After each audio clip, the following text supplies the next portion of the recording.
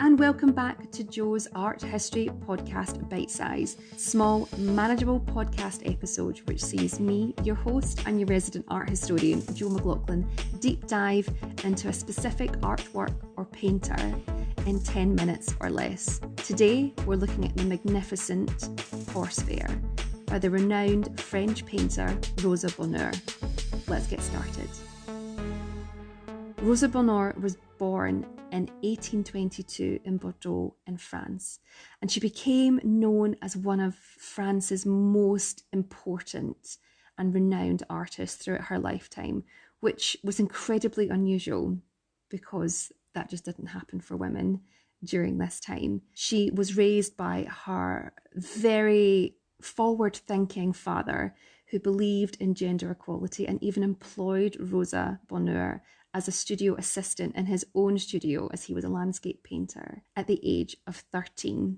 Throughout her life, she went to several art schools and received artistic training, but had really made a name for herself as an artist to watch out for by the age of 19 when she exhibited at the Paris Salon. She's best known as a painter of animals, and although she sculpted, her realistic style of animal depictions were and are so beautiful. She was completely obsessed with animals and depicts them so beautifully. Now, the painting I'm going to talk to you about today is called The Horse Fair, and it was first exhibited in 1853 at the Paris Salon, and it completely blew Rosa Bonheur's fame out the water. People went crazy for this painting.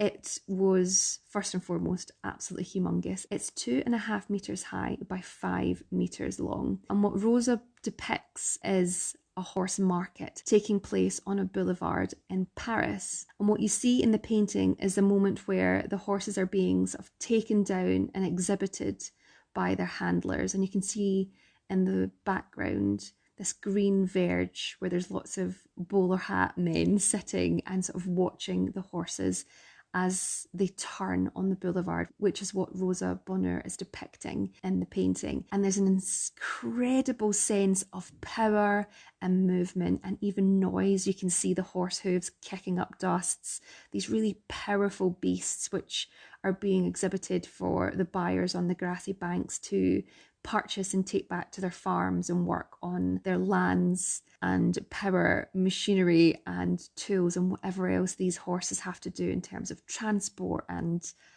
whatever life and fate lies for them beyond the horse fair. You see their handlers trying to beautifully exhibit them, but they're so powerful. There's moments where they're sort of bucking and people are trying to bring them under control. These huge beasts, they're kicking up dust from the grounds. There's almost this thunderous clap of their hoofs as they turn at this point in the boulevard, and it's an incredibly beautiful painting.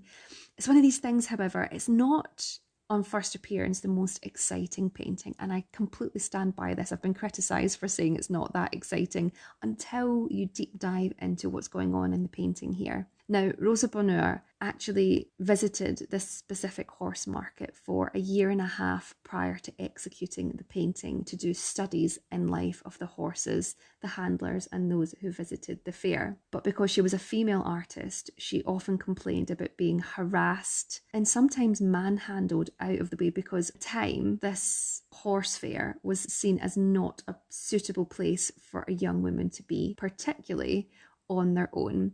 But she was so fed up with being harassed and all she wanted to do was sit and make drawings and not really bother anybody. She actually sought special permission from the Parisian police to dress as a man, to disguise herself as a handler and worker so she could go along to these horse fairs twice a week for a year and a half and not be disturbed.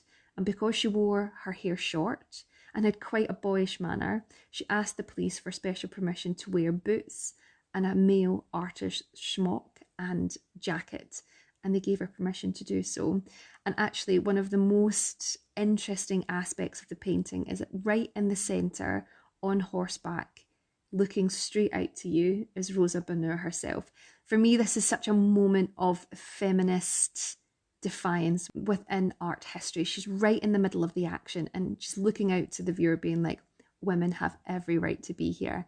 And I think it's such a wonderful hidden in plain sight detail that, should you not know, you just think, oh, okay, it's lots of horses being sold at a fair, got you, see what's going on here. It's actually a political statement. It's a beautiful, beautiful moment of fighting for female equality, but hiding it in plain sight. Now, back to the horse fair. You have this very dramatic painted sky, which again shows Bonheur as a master of her craft. And then when you move to look at the horses in more detail, coming back down to the foreground, she has these really beautiful, detailed brush strokes and patterns of the horses fur and markings. And I would thoroughly encourage you to have a look at this painting. If you Google it, there is so much written on this painting, which in itself shows you how important art historically this work is, to have so much content out there, shot about it, written about it, debated about it, is a great example of an artwork that we should all know. Now, what's also interesting about the horse fair is that in the background, there's a sort of dome that's just made out through this very sort of ominous fog and beautiful grey sky, as I've said before, that she's handled amazingly, sort of beautiful, sort of executed atmospheric sky. And interestingly, what that building is a very famous hospital, which at the time of painting was the biggest hospital in Europe, and it's called Petit Salpia Hospital. And it's very interesting because it's actually, as well as being at the time the largest hospital in Europe, it was also originally founded, first of all, it was a gunpowder factory, and then very quickly became an asylum for women who suffered mental breakdowns, hysteria, and things like dementia, which we didn't really have a grasp on of what these things were in the 1850s. And it was notoriously quite a cruel place to end up. And I think it's very interesting that she's chosen to add that detail in, because really with the way the sky is depicted, if there was nothing in the background, it really wouldn't add or take away any more to it. So I think it's very interesting to wonder and question why that hospital in particular is the only building that you can make out in the background. Yes, it's a dominating figure in the skyline, but I also wonder if it was a slight nod to the history and raising awareness to fellow females suffering within this hospital. Now, as said, when this was exhibited at the Paris Salon in 1853, people went crazy. And one critic even said, the painting is so good, it could have almost been painted by a man. Now, high praise indeed at the time. The painting itself went on a bit of a world tour. It came to the UK, and Queen Victoria herself actually asked for a private viewing of it at Buckingham Palace. The work was eventually purchased by an American businessman and now resides in the Metropolitan Museum of Modern Art in New York City. Now, Bonheur also painted a smaller version of the work in 1855, and this version of the work sits in the permanent collection at the National Gallery in London. So if you're either side of the pond, I would highly recommend that you go check it out. And I would like to point out that the National Gallery in London has done several really fantastic videos on this painting itself. There's a meditation piece where you can sit for 5 minutes and someone guides you through a meditation while you look at the painting. I did it before I recorded this. It's wonderful. I think it's a really interesting way of getting people to engage in artworks. They also have a wonderful conservation video from the National Gallery showing you the treatment the painting underwent to remove resin, which was added in the 1950s by dealers and collectors and owners as a way of preserving the painting, which happens all the time and more often than we like to admit to. And then eventually the sun has hit the painting so much that it's darkened the resin, and this is why it needs treatment and conservation work. But it's a really interesting way of seeing the work out of its frame and sort of pre and post conservation glory. It's wonderful, and I'll leave a link to that in the show notes below, as well as a really interesting short 4-5 minute video on Rosa Bonheur and why she's such an important artist. Now, Rosa Bonheur herself, once this was exhibited, went on to worldwide acclaim, and as previously mentioned, this was unheard of for female artists. By the age of 30, she had made so much money for herself that she was able to purchase a chateau, which she filled with animals, including horses and, weirdly, lions, as you do. And these animals she used as the subject for her paintings, which can be found all over the world in many prestigious public and private collections.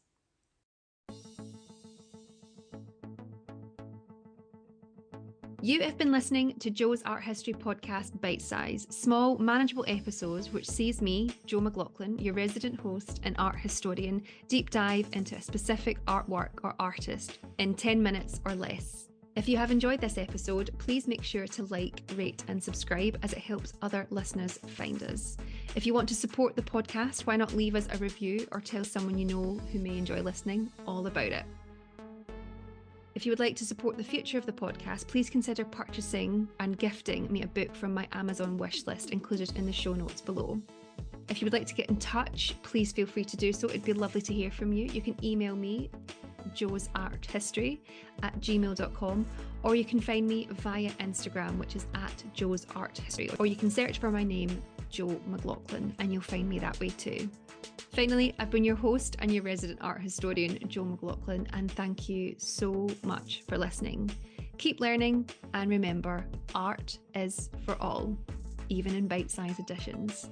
See you next time. Bye.